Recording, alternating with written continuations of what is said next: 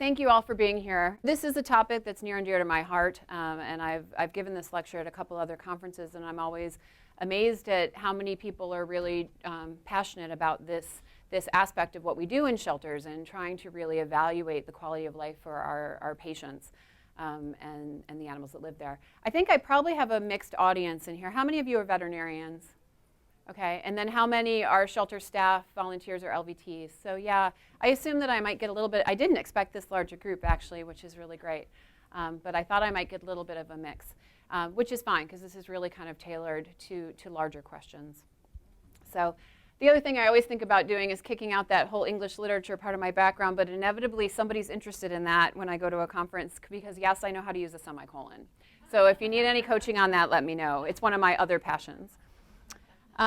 So just a quick survey. This is the only survey question I left in this talk. It is normally a 90-minute talk, so I'm probably going to talk pretty fast, but it is being recorded. So medical decisions for patients that you see or animals that you see in your shelter, how do you feel medical decisions are usually made for these patients? Is it by defined evidence-based standards of veterinary care, finances, caretakers' personal choices, quality of life measures, or other? So quick show of hands. I'm going to make you choose one that you think is dominant. Defined evidence-based standards of medicine. Okay. Finances. Yeah, about the same number of people. Caretakers' personal preferences. Just one or two. Quality of life measures.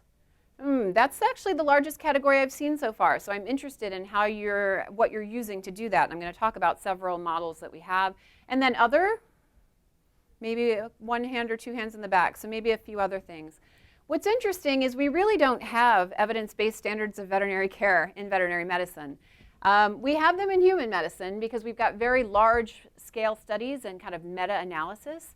In veterinary medicine, the only kind of real meta-analysis we've had of evidence-based is the RECOVER document that looks at CPR. But we really don't have large enough studies to kind of define all of our evidence base. We certainly try to do that ourselves as veterinarians. We pull all the studies, we try to compare, we try to come up with plans. But that is a struggle in our profession for sure because we just don't have the wide-reaching research that human medicine has. So I'm going to talk first about quality of life assessments, what we kind of know from the human literature and what we do with people, and then what we know from veterinary medicine. So Frank McMillan, he's an internist at Best Friends. I'm sure many of you are familiar with his work and many of you may know him. He's the one who's really talked about this in veterinary medicine, looking at quality of life and mental health and emotional health in animals. And this is from some of his early work in 2003 around this topic, where he really looked at quality of life in terms of an effective measurement. And so he kind of gave this loose definition, this wide definition, that quality of life in animals is a balance between pleasant and unpleasant feelings as a starting point. And so then, of course, all kinds of questions arise from that in terms of how do we know whether they're experiencing pleasant and unpleasant feelings? There are three kind of conceptual frameworks, and this is from earlier work even, from a paper by Fraser in 1997, that really kind of looks at what are the major elements that we measure when we're talking about quality of life for people or for animals. And so, of course, the one that comes to mind first is physical. So if we're talking about physical frameworks, we're talking about comfort and discomfort, and that kind of speaks to that pleasant and unpleasant feelings. We're talking about fulfillment of fundamental needs, and that has an echo for many of us in shelter medicine of the 5 freedoms, and that we always kind of refer back to. And then we're talking about medical health, which is veterinarians, that's our primary focus. So this physical aspect is something that is very familiar to us. There is this element of mental health. And so we have an easier time talking about this with people because we can talk about our own feelings and mental health. But within this framework, we're talking about emotional health, and a big part is talking about control over one's environment. That's a huge element of people's reported happiness, is if they feel like they have a sense of control and choice.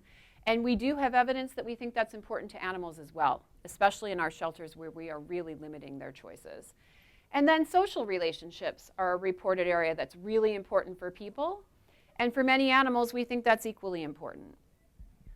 And then there is this framework of natural. Is the animal living in its natural state? How close is our episode of captivity to the animal in the wild?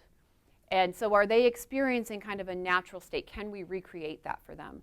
And this is important more in zoological medicine, but we do think about it in terms of our shelter animals that are in captivity with us, or even in some of our housed animals that live in our own homes in captivity with us. So if we're going to assess quality of life, we're really talking about a couple different methods. We're talking about direct reporting, easy with people. What do they report themselves? We're talking about by proxy, which means somebody else, a third person, is trying to evaluate their quality of life and then report on it. And then there's this element that I think, again, speaks to what we do in veterinary medicine. There's an element of observing the animal or the person and then trying to interpret their physiological parameters or their behaviors in order to assess their quality of life from the outside. And all three of these are geriatric chihuahuas that were found roaming in Ithaca, New York. All three of them have improved their quality of life by one of them sleeping on my pillow and two of them sleeping on our technicians' pillows. And this presentation is riddled with animals with exactly these kinds of stories. So let's talk about human health. So in human health care, we look at general areas of assessment that include physical and mental health, health risks and conditions, functional status is a big one, socioeconomic status is a big one, and I think it does speak to some of our animal states as well, and social support. Those are the big areas in human quality of life assessments, and there are many of them. You can go online and you can fill out the WHO Quality of Life Brief tool that's to self-report your quality of life.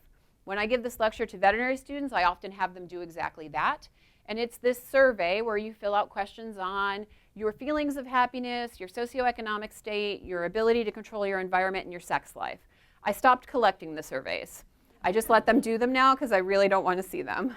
But you can do this and kind of play with it and say, okay, according to this tool, what's my quality of life currently? And it can be a really interesting sort of process to go through for yourself. The CDC also has one that's used in human medicine that looks at Healthy Days core model. And it's really kind of directed around health-related issues. So people who have chronic illnesses or terminal illness, this can be used to kind of help try to assess. What we do know from the human literature is that self-reported health status, what we say about our own quality of life, is way more a more powerful predictor of mortality and morbidity than many objective measures. So doctors who are trying to evaluate from an objective standpoint based on a list of objective measures aren't nearly as accurate in terms of morbidity and mortality and how that person does as the person's own reported status. And so there's an element of realizing that maybe just the physical parameters that we can measure don't have as much impact as perhaps some of the emotional and the mental. How do we feel about our own state? And of course, with humans, human is such that it can value long-term future goals and endure short-term negative experiences for the sake of achieving them. So this is usually when I have the vet students kind of go through their process of sitting in lecture hall and slogging away through exams and dealing with roommates and all the sorts of negative things that they're enduring in order to graduate and become you. At which point they think all the rewards will happen and life will be grand. So just so you know, that's what they think. There's a few of them in the audience. Please don't crash their goals. But I put up this mountain climber picture because this is something that I could never imagine doing. Like, I would never suffer through the cold and ice and pain of climbing this mountain in order to reach the top of Everest. I've never understood it. I've been fascinated by people who do. But I did actually recently take up ice climbing locally. And it has amazed me that, that sometimes people will commit to such pain and discomfort for the goal that they're trying to reach. We don't have a reason to believe that animals want to do that, that they want to suffer for some sort of long-term goal. And Bernie Rollins, who was a philosophy professor who's retired from Colorado State, worked a lot with the veterinary school. And this is something from him. In the case of animals, however, there is no evidence, either empirical or conceptual, that they have the capability to weigh future benefits or possibilities against their current misery. And so his opinion has always been that we need to evaluate that animal in the moment. What are we asking them to go through right now? And we may have a long-term goal of health or adoption or other rewards for them. We may know that weeks or months from now, things will be better. But do they know that? And he was very much of the opinion that they don't. And so we've got to look at their current status and do everything in our power to eliminate whatever suffering or misery they may have in that particular moment. So this speaks to proxy assessments. And we do have some examples in human literature for humans who can't self-report, who can't tell us what they think about their current health status, who can't tell us about their current self-assessment of the quality of life. And so we've got infants, we've got disabled people who can't communicate, we've got the severely ill. And so there are attempts to design proxy tools to use for humans that can't communicate their own quality of life.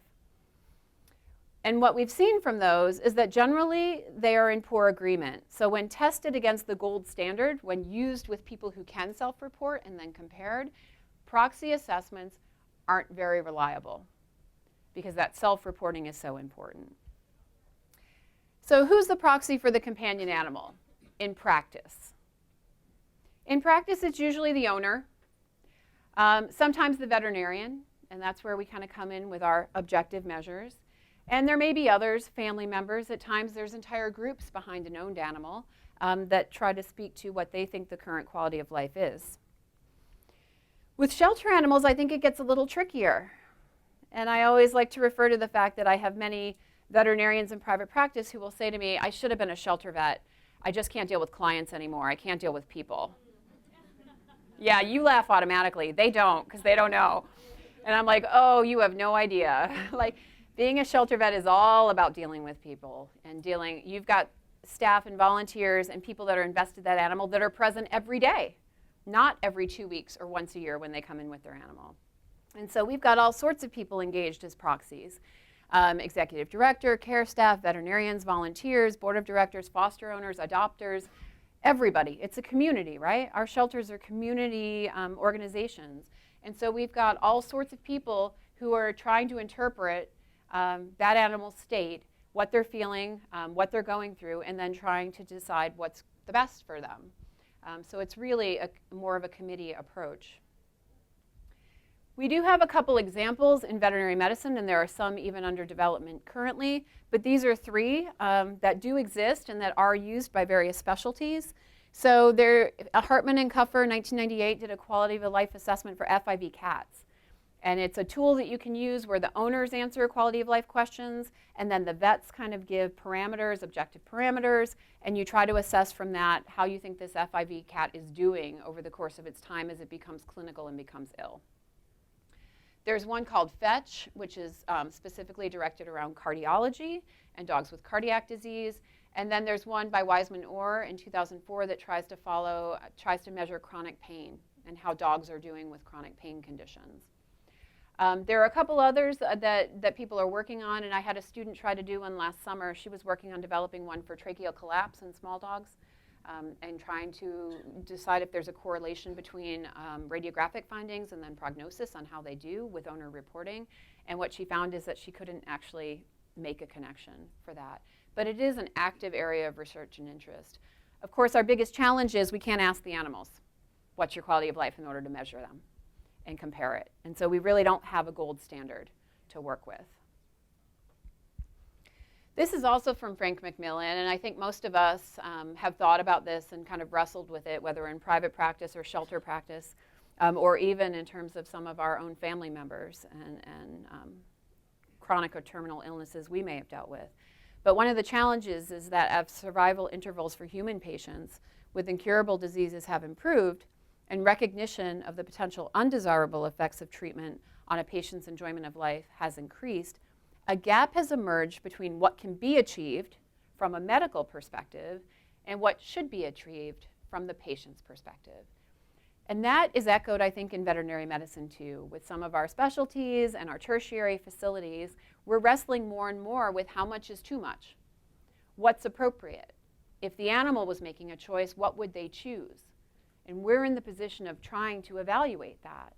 And it's very easy to get caught up in what is available or what's possible if your finances are unrestricted, and what may be in the best interest of the patient. And certainly working in a tertiary facility, I usually work at the teaching hospital, but this is an ongoing conversation in the teaching hospital and an ongoing conversation for the area. Is anybody here doing hospice, palliative, specialty sort of work, which is a new area in our field of veterinary medicine? So there's quite a few veterinarians that are kind of really researching these questions of palliative care, pain control, and ultimately hospice care for pets. We have a couple things in private practice. How many of you have seen this or used this? Okay, just a few. This is a quality of life scale. It came out a few years back, and Dr. Villalobos, who is one of the hospice sorts of veterinarians that's developing some of those programs. So this is one you can use in private practice with an owner, and it essentially asks an owner to reflect on their pet's status. And so she calls it the 5 H's and the 2 M's. It's like the HHHHMM scale. But if you can, and you may not be able to read it back from there, but the H's are hurt, hunger, hydration, hygiene, and happiness. And it asks the owner to evaluate on a scale of 0 to 10 in each of those settings. And then there's mobility and more good days than bad. And it asks the owner to evaluate on a scale of 0 to 10. And then the kind of cutoff that they list is that 35 is kind of the magic number. And if you're lower than 35 for the animal, they're probably not doing so well. And if you're above 35, they're probably doing okay, which has all sorts of implications and complications, because certainly any one of these categories getting a 0 may be problematic, right? So it's not meant to be a directive. None of these things are. But it is meant to kind of help conversations between veterinarians and owners in terms of deciding when is an appropriate time to consider ceasing treatment and considering euthanasia as a reasonable and humane outcome. And so this is the one I've seen used most often at this point. But there is some new materials that have come out from the Ohio State Veterinary College in the last couple of years, and this is online.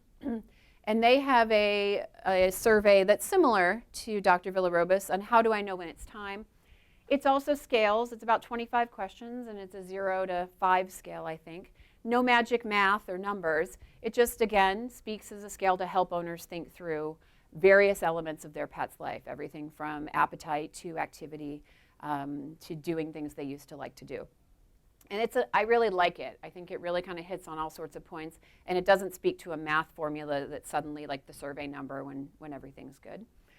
They also have a document called Difficult Decision Making, which I think is also really helpful. It's a client document, but I think it's helpful for veterinarians and vet students to kind of look at, because it helps start to engage the conversations around all the difficulty in letting your pets go. And so this whole part of private practice is fairly new in development. And these are the kinds, and in private practice as veterinarians, we are kind of used to having euthanasia as a treatment that is humane and reasonable for many of our pets at the end of their lives. In shelters, we're working really hard, obviously, to euthanize fewer animals. But somewhere in that debate, there are animals that now come to us that are essentially at end of life or have chronic and terminal diseases. And there's this piece of shelter practice which is starting to kind of assume more of this owner sort of burden. And I will talk about that as I go along. But I think that these documents can kind of help us too think in a shelter about some of these patients that are coming to us with conditions that essentially might have been an end-of-life decision in an own situation.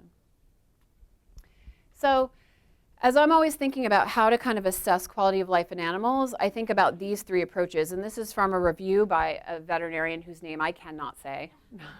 Cannot say that. But this came out of JAVMA in 2005.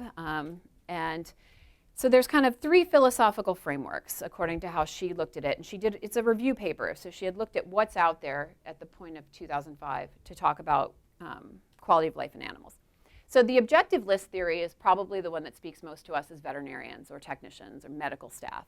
So objective list theory, we have things that we think are objectively good for that animal. We have defined these are the things that are good for them, good quality of life, good physiological measures, etc. The animal may not know what's good for them. So, just like we may want to eat junk food every day, Cheetos for breakfast and soda, we don't do it because we know it's not good for us. The animals may want to eat nothing but Cheez Whiz, but we know that that's not good for them. And so we know a balanced diet is important, and therefore we inflict that on them. And so there is an element of trying to be objective and scientific about it. And of course, it speaks to physical and physiological parameters, and that's what we do as veterinarians. There's also the theory of preference satisfaction, and this gets into that idea of control over the environment or choices.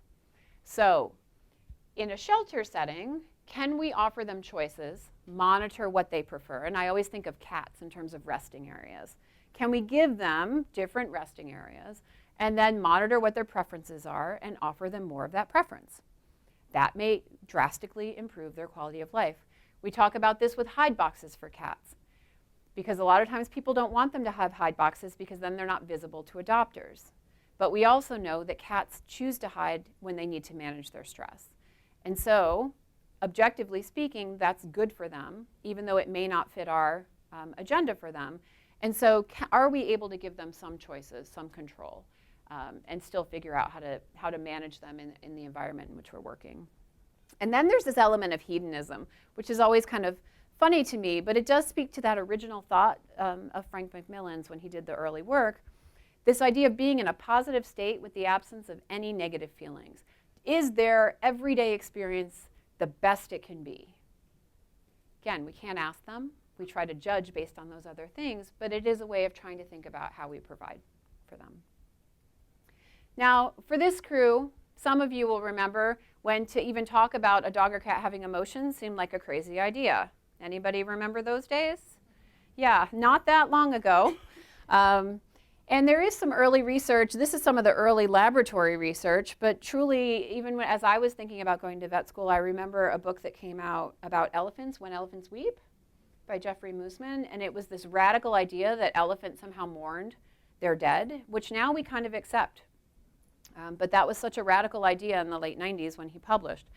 These early studies are kind of horrifying, and it speaks to why behavioral research is so hard in these animals, because we don't want to inflict pain and suffering on the animals in order to measure how they do. But in 1967, there was early work that was trying to say, do dogs have an emotional life? And so they electrified a grid on the floor, and they had puppies that were bonded to people, and they put the people on one side and the puppies on the other, and they tested repeatedly to see if the puppies would walk across the painful electric grid in order to get to their people. And guess what? They did. And so you can be a scientist and interpret it in any way you want, and I'm not looking to interpret it, but the conclusion for many people was that puppies are bonded to people, they have an emotional life. You could also say puppies are hungry, and that's their food source. Or puppies are genetically inclined to want to go to people. However you want to, or you could define it in all kinds of ways. But they did endure that pain to get to their people. There's one from 1933 going way back to the same sort of electrified grid. This seemed to be a popular choice, where they put infant rats across from their mothers, and the mothers would hear the infants crying, and they'd go across the grid repeatedly to go get their babies. And we see stories like this in the paper with mother cats that go into fires to get their kittens, right, and that sort of thing. And there is an element, I think, for most of us, especially most of us who live with dogs and cats, to believe that there's some sort of emotional connection.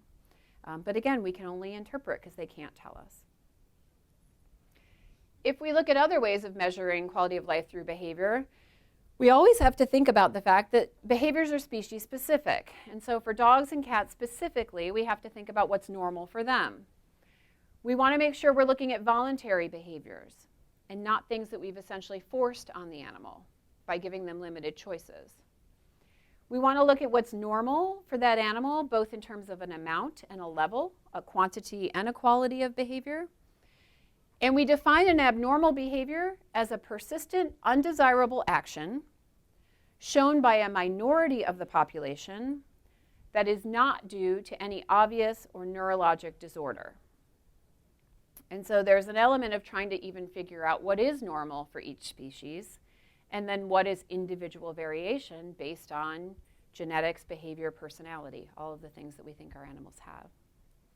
A simplified kind of table that I like to put up, and this kind of mirrors the 5 freedoms in terms of care for animals, is this behavioral measure of quality of life. So our behavioral measure, if we're observing the animals in the shelter and trying to decide how they are doing from behavioral measures, we're looking for normal species type behavior. So we're looking at social interactions, grooming, foraging, exploring, play. Again, individual variation and species variation play a role, and so we've got to take all those nuances into account. Certainly if we see abnormal behaviors like stereotypies where they're spinning, self-mutilation, then we know that there's probably a problem. We can do response to environmental manipulation. So those of you who are fortunate enough to have behavior teams, behavior modification trained volunteers, enrichment teams, we can kind of measure how they respond to things we offer and how they make choices. We hate to see that we're monitoring avoidance and aversion behavior because that usually means there's negative stimuli. But if we have somebody who's monitoring who says this cat, keeps responding every time we open this door because they can hear dogs barking and it freaks them out every time, then we know we need to do something about where that cat is located. And we're using our behavioral measure to assess that cat's quality of life is compromised by its cage placement. Right? So we can do those sorts of things. And then preference studies, which I've already kind of referred to. And this comes out of some of Frank McMillan's more recent work in 2013 in an actual textbook that he published called Quality of Life in Animals. And then, of course, it wouldn't be a shelter medicine lecture from me if I didn't somehow refer to the ASV guidelines at least once. And so this does speak to the fact the entire guidelines were designed with the guiding principle being the animal's needs, not the resources of the shelter, not the challenges of the organization, but basic animal needs. And that goes back to how do we know what those are? What are the basic frameworks? And for me, that goes back to that objective list theory, that preference satisfaction, that hedonism, pleasant and unpleasant feelings. And of course, the 5 freedoms, which how many of you have seen the 5 freedoms? I'm assuming most of our room at this point, good. So going back to kind of the basic things we need to require, and this kind of covers all of those, the freedom from hunger and thirst, so we're talking about our physical, freedom from discomfort, freedom from pain, injury, or disease, our freedom to express normal behavior, and our freedom from fear and distress. And on a really simplified level, when you look at these 5 freedoms, you're like, of course we need to provide those things. But how difficult is it really in our environments, in our shelters, to do exactly that? Can we guarantee that every animal is free from fear and distress? I mean, we can do our best, but that is a super challenging thing to do. How about freedom to express normal behavior? Do we want all of their normal behaviors to be expressed in captivity or in our homes? Not necessarily. And so we are already asking on some level animals to do things or feel things that are not automatic for them. But at the same time, I think it still provides a nice guideline. And when I am looking at an animal in the shelter, there's all sorts of frameworks I'm using, but this is the first one I start with, is in this moment, in this day, in these 2 weeks that we're going to be treating this animal, can I provide these things within this building, within this organization?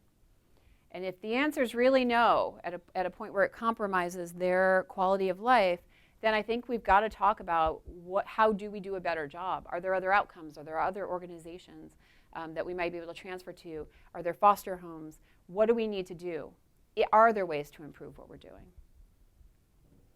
Just to give you a little bit more research and background, there is some work in terms of stress in kenneled and sheltered dogs, because measuring stress is a challenge in behavioral research, whether they're laboratory dogs or shelter dogs. And so people often want to talk about cortisol levels, but even cortisol levels are really tricky. So you can do blood cortisol, urinary cortisol, and salivary cortisol.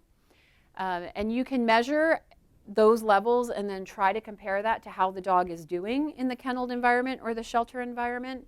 But unfortunately, what we found is it's really not consistent. Cortisol is not a reliable measure of behavioral demonstration. So draw a bunch of samples on a bunch of dogs, rate a bunch of dogs based on their behavior or what they're demonstrating, and you don't necessarily find a correlation between the ones that look stressed and the ones that are stressed, because animals hide their stress.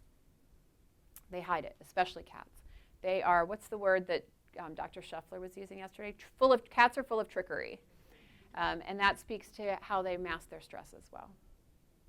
And then finally, because shelter medicine isn't hard enough and working in a shelter isn't hard enough, you've got this aspect of the individual animal's quality of life, and then your entire herd of animals, your 200 animals that you're looking at. So the challenge is just exponential as compared to standing in a room with an owner who's acting as a proxy who lives with that animal 24/7 and talks to that veterinarian one-on-one. Instead, you're looking at an entire 200 animals and then trying to remember that they're individuals within it. So Dr. Timmons, Lisa Timmons, has an article in JAVMA around this, really talking about in confined settings, how do we meet the needs of so many varieties of individuals, and how do we interpret their emotions and feelings? And she didn't answer the question, because we don't really know. We don't have the tool for that. We use the 5 freedoms for that, but we don't really have a quality of life assessment tool for animals, for dogs and cats specifically, in shelters or any other species. And so she didn't answer the question, but she raised the issue in terms of herds and individuals, and that was back in 2007. My final kind of outline or examples of what we can use, the Asilomar Accords. So how many of you are familiar with this? Yeah, and so I want to talk a little bit about how I'm using it, at least, and how we continue to use it. So the Asilomar Accords were developed in 2004 around no-kill shelters and how we define no-kill shelters. And so what you're asked to do with the Asilomar Accords are rate animals as they enter your shelter and as they leave your shelter in terms of 4 categories. So healthy, treatable rehabilitatable, treatable manageable, and unhealthy untreatable. And so it's meant to speak to your community's definition. So what does a reasonable owner in your community, what are they able to manage or treat? And it does address both behavioral and medical health. Okay? And so there is this element of trying to look at your shelter animals in terms of their context, which is your community. And so the goal around this was really collecting data and being able to kind of look at a shelter and how they're doing over time, and maybe look at a community and various organizations in the community and how they're doing. So that was the stated intention, was to kind of do data collection. I felt as we're using it and as we talk to shelters, there's a couple other outcomes which are really useful. And I do think that these classifications are useful in terms of thinking about medical decision making. So it does put shelter animals at the level of owned animals in the community. Again, remembering if we go back to ASV guidelines, your treatment of animals is meant to be on their basic needs without the organization's resources, et cetera. But our shelters do have resource limitations, as our owners do. And so it gets a little complicated, I think, at times to kind of consider who's a reasonable owner in your community. Certainly the reasonable owners that walk into Cornell University Hospital for Animals to see small animal internal medicine might be a little bit different from the ones that are going into local private practices. I feel pretty confident to say that absolutely nobody in this room is a true reasonable owner, because you work in animal welfare. So you may think you're reasonable, but you're probably not the level of kind of an average owner in your community, I'm thinking. I do think that they can sometimes help with promoting organized decision making in your organization. And this is where I get that from and kind of how I've used it at times. So it asks shelters to create a pet evaluation matrix, to look at medical and behavioral conditions in your communities, and to form a team of people that are veterinarians, shelter staff, people from the community, maybe veterinarians from the community, and then take those conditions and decide, are they treatable, rehabilitatable in your community? Are they treatable, manageable in your community? Are they unhealthy, untreatable for a reasonable owner in your community? Now, it's important to understand that these designations are not mandates. Just because a condition is UU doesn't mean you're euthanizing that animal. But it does help you kind of think through what your resources are and what the resources of your community are and what are possible outcomes. So in this example that I'm giving you, a broken jaw would be a treatable, rehabilitatable, we're saying, for a reasonable owner in the community. Probably something that could be fixed. Now, certainly there may be examples, like my Chihuahua, who's I found with his jaw completely in a bazillion pieces. That's a broken jaw, not fixable, right? So not rehabilitatable. But generally speaking, a broken jaw, treatable, rehabilitatable.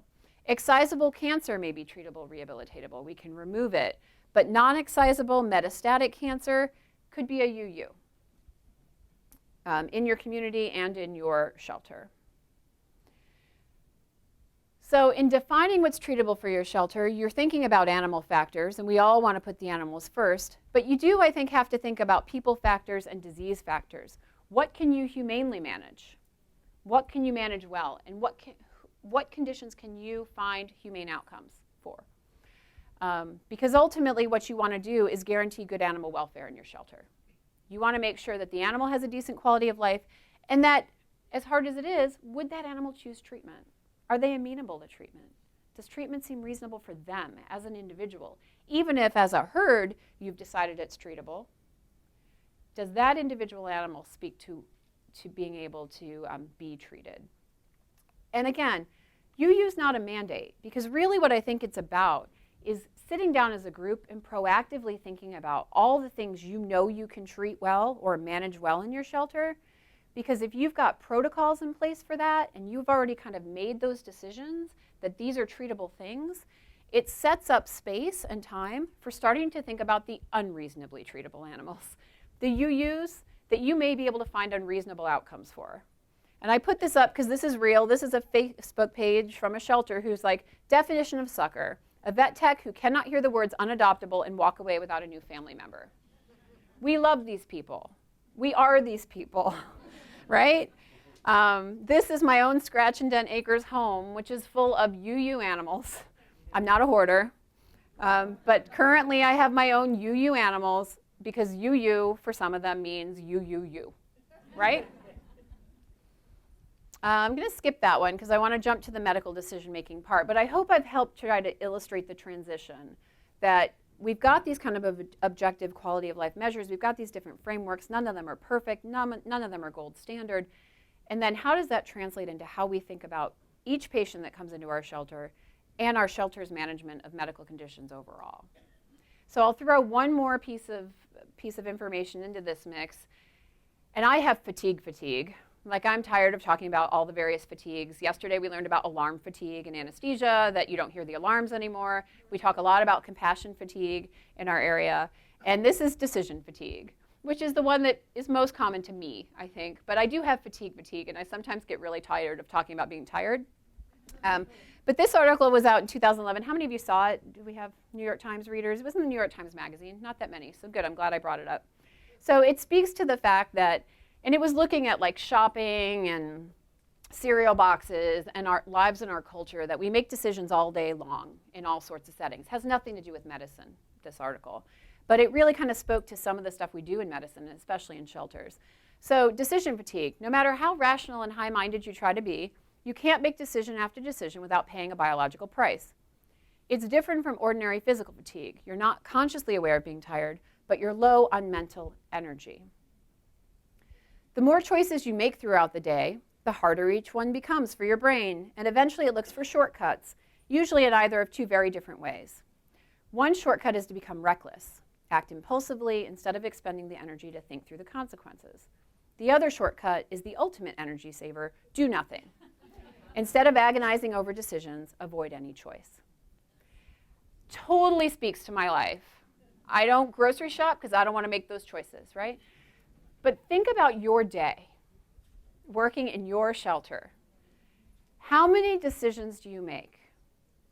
And when we start to translate this sort of thinking into what we do, can you all imagine acting compulsively? Making abrupt decisions because you're overwhelmed? And what if that decision that you're making is a euthanasia decision? We never want to make those abruptly unless it's in the animal's best welfare. And then the do nothing one, I think, is equally bad. So you've got that difficult case sitting in the cage. You know you're not quite managing it as well as it should be managed. And every day you think, I need to do something about, we need to do something. We need to address this animal situation.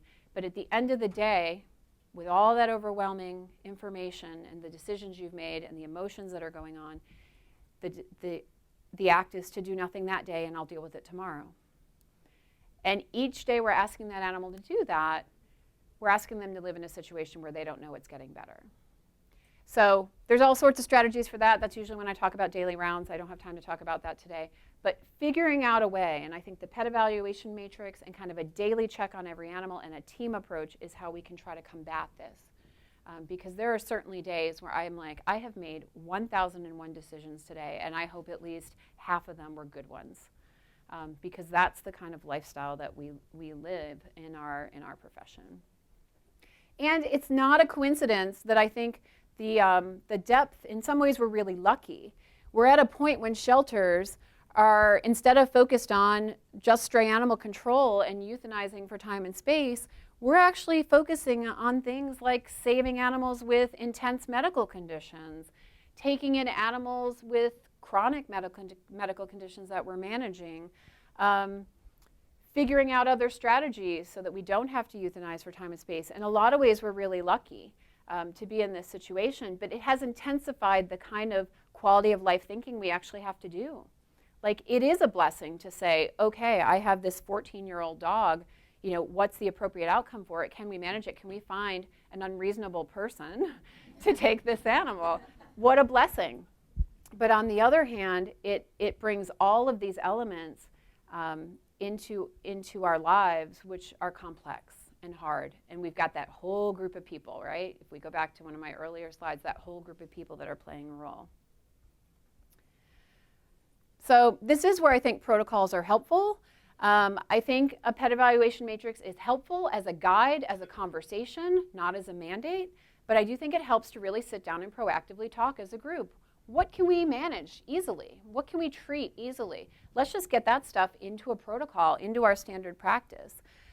Make sure that we have staff who can actually do those sorts of treatments, and we've got that all set up. So it doesn't have to be a repeated decision and conversation every single time. And this depends on kind of having protocols in place, having a staff ready to deal with those easy cases. This is just to give you a little picture. This is some data from one of our local shelters. And so the blue, the light blue at the top, is the UU designations from 2008 to 2011. The green is the TR designation, treatable, rehabilitatable. So if you're going across time in dogs, a lot more dogs coming in with what we would consider to be treatable, rehabilitatable cases, and maybe before the economy crashed would have been treated by their owners, but now they end up at the shelter because their owners can't seek treatment. I think that's a dynamic that we have seen. Similar for cats. The light blue is the UU. The green, the high green, is again the treatable, rehabilitatable. And so this element of really seeing an increase. In that one, it held pretty steady, and it was our UUs that increased in that population. And some of that speaks to the fact that I don't know if it's true for your communities.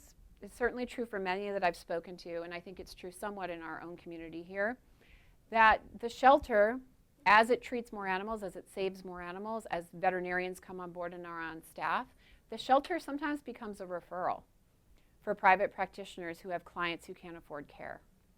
And we see more and more of this. And so we get many geriatric animals that probably traditionally would have been euthanized in their private practice that are ending up in the shelter with dental disease, renal failure, inappropriate urination that hasn't been worked up, that's bladder stones.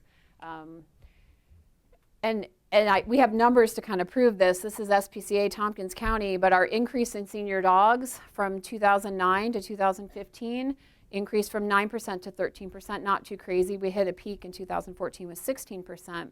More remarkable in our cats, senior cats in 2009, 3%, up to 13% of our animals in 2015 were senior cats coming in. And so again, it adds that whole element. And I remind you, we may value those long-term future goals. I'm a sucker for a geriatric animal. Puppies and kittens, I'm like, that's easy.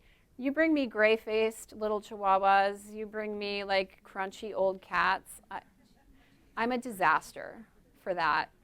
And so my check on myself is always, what is this animal telling me in its behavioral measures? What do I know as a veterinarian in terms of its physiologic? And what have we discussed as a community in terms of our pet evaluation matrix and what we think is manageable? And the beauty, again, is that if you can get the simple things under control, you will often find spaces to treat those more unreasonable cases. So, case examples. Let's talk about Snuggles. And we'll hope my video plays. If not, I've got other cases. So here's Snuggles. Crunchy cat, one of my favorite types. So geriatric female spayed cat surrendered to the shelter. Elderly owner had died. We see quite a bit of this too. I'm happy to say elderly owners going into assisted living. More and more places are taking pets, I think, at this point, which is really lovely. But the elderly owner had died. None of the family wanted Snuggles. She had some moderate dental disease. She was kind of thin. She was a little cranky. at intake. That was the terminology. And we are fortunate we were able to do a CBC Chem T4 on her. Certainly there are in-house, you could do quats and do a urinalysis and look at her specific gravity, but we were able to do all of those things. And guess what? They were normal. So we don't see any obvious renal failure, thyroid disease. She's just kind of skinny, muscle atrophy, etc. Then we watch her walk. And this is where. So here's Snuggles, and video's not the best quality because it's me, but here's Snuggles walking. And I'll tell you, for a few days we didn't see her walk because she swatted at us every time we tried to get her out of the cage. But you'll catch a little something. I want you to look at for other behaviors too.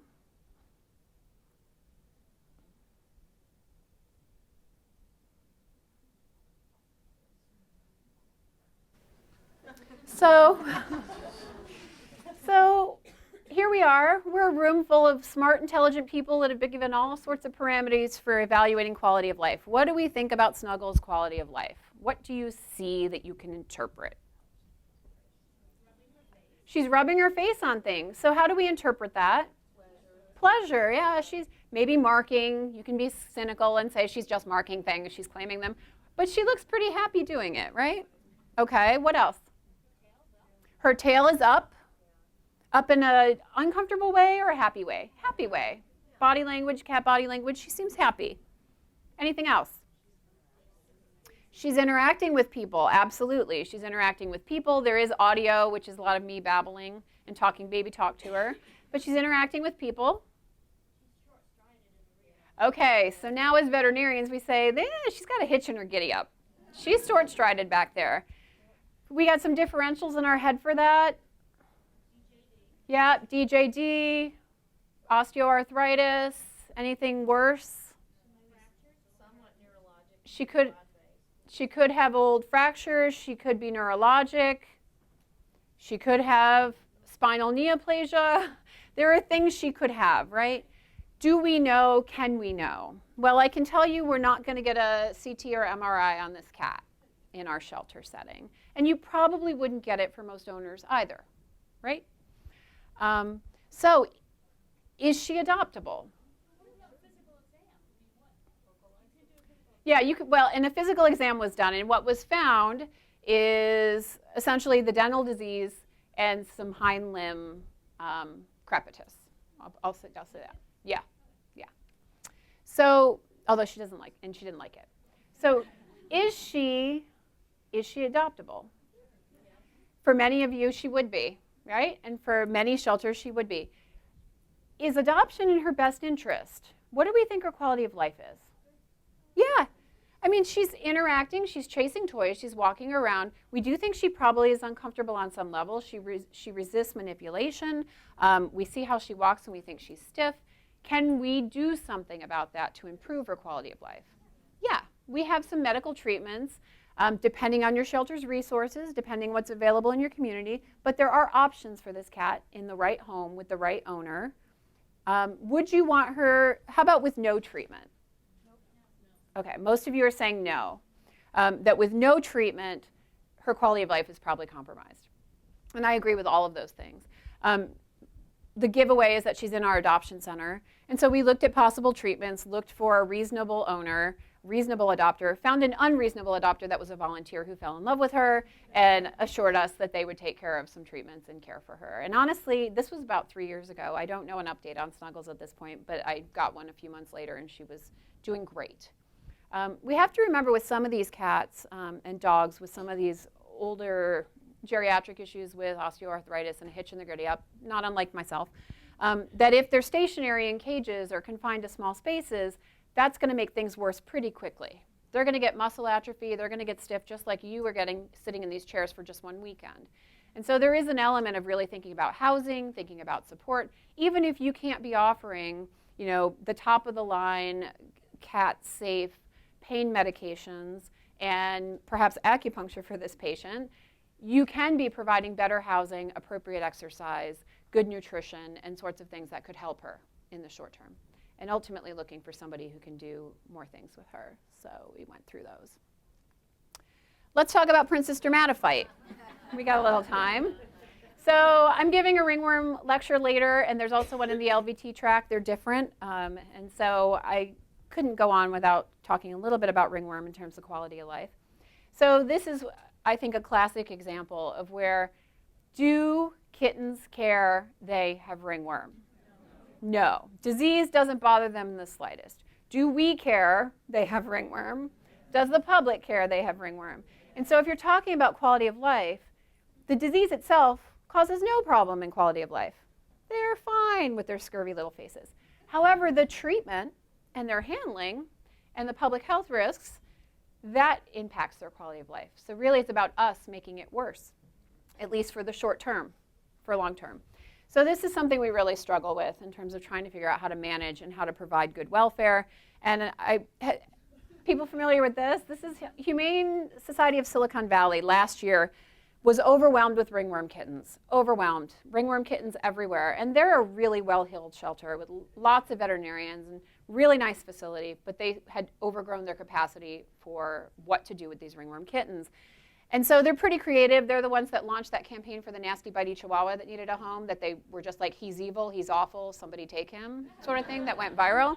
So they did the same thing for the ringworm kittens. They're like, we want you to save fungus kittens. And they're like, we've asked you to adopt the world's worst dog. We've asked you to read a lot of ridiculous stuff. We've asked you to fall in love with wonderful but disfigured puppies. But now we're going to ask for the impossible. And they were looking for people to treat ringworm kittens and foster. Safe, controlled, mentored ways, not something just to launch into, but we want you to don gown, gloves, super hip booties, play with them, treat them like normal kittens, love on them, once a week give them a bath. We won't pretend it doesn't smell like Satan's own gym socks, but we will placate you with how cute kitten baths can be. We might be the first shelter to ask for foster homes for ringworm babies, and I don't think they're the first, but I think they're the first to do it in quite this way. You might be the first person who's ever been awesome enough to do it, and it goes on and on. Like, this is going to save these kittens' lives. It's short term. The only way to provide adequate welfare is to be doing it in foster homes at this point. We know what the risks are. We know what we're asking you to do. We're telling you what we're asking you to do. Can we figure out a way to do this well and still guarantee their short-term quality of life? Because we know for these guys that their long-term quality of life is going to be good if we get them through it, right?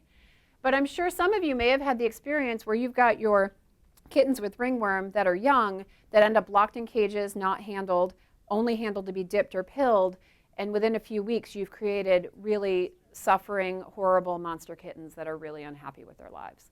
And we don't want to do that. So we've got to figure out strategies for trying to improve it. And you too can be a kitten hero. So get your fungus kitten starter pack. Again, I'm not recommending this without a lot of resources and education behind it, but I think it speaks to kind of an example of remembering the welfare aspect of our treatment. And what are our short-term goals, what are our long-term goals, what are we asking animals to endure?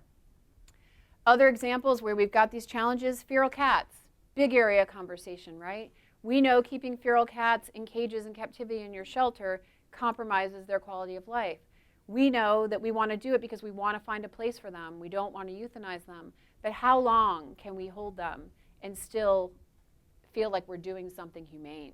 I mean, those are questions. I don't have the answers for your organization, but it's a huge area of debate and discussion. Certainly exotics. So for small mammals, we talked about species-specific behavior. We talked about making sure you're looking at dogs specifically, cats specifically. What about our birds, our pet rats, our guinea pigs, our rabbits? What are we asking them to do? Often they get the short end of the stick. I know they do locally for us, that the poor rabbits have like a cubby hole, not a room. Some of you have beautiful small animal rooms, and I envy you that. But I think that we have to think about these guys and really be creative in terms of how we guarantee their quality of life in the time that they're with us, and how we make their length of stay as short as possible if we can't. And that may mean annexes. Locally we send a lot of ours to the annex at the mall because we find that like small mammals go pretty quickly from there, whereas people may not come to the shelter looking for them. So that's an example of a strategy. And last but not least, I just pop up Levi because Levi he always kind of motivates me when I think about him. Levi was an older dog, geriatric dog, that came in from a hoarding case, had transferred from another shelter actually where he had been picked up as a hoarding case, blind, had been blind for years, had a blind sibling too, the two of them, and they were living in a trailer with like 14 other dogs. And you know, Levi had some skin conditions, he had scars all over him because he had been in a house fire, he was blind, and we really had to think to ourselves, what are we asking this 12-plus-year-old large breed dog to do? And yet he wagged his tail, he was happy, he loved to go for walks, he loved to interact with people. And we were like, who in the world is ever going to adopt this dog? Like, he's big, so it's not like one of those little 12-year-olds you can stick under your arm or put in a purse, you know, like mine. So we really struggled with Levi, and you know, we're asking him to adjust to various housing situations, various rooms. Completely couldn't see anything, and it was a bit of a struggle.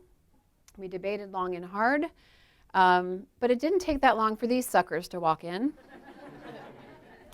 So our unreasonable adopter showed up, and this was Levi's family. And I will tell you, every day that I walked into the shelter and Levi was in a cage, I'd go in and see him and think, are we doing the right thing for you, keeping you here? And I think at any point, you know, if he had shown me a sign, I could have made a decision. I'm pretty tough that way. But when Levi's new family showed up, I have to admit, even I was a little misty at that one. So a lot of references, again, a lot of work to be done. I will tell you, I was on vacation, and I went to Best Friends Animal Sanctuary, because what else do we do on vacation? But go to other shelters. And they are actually, it's interesting, because they're a sanctuary. They have about 300 sanctuary animals that live there. And they, I know, are currently, Frank McMillan is based there, working on developing a specific quality of life assessment for their sanctuary animals in their facility. And so that is an area of interest that they're currently working on, and I'm watching eagerly to see kind of what they come up with, because I think it's a real area where we need to think about it, not just broadly, but in terms of our own shelters. So thank you very much. I really appreciate you coming.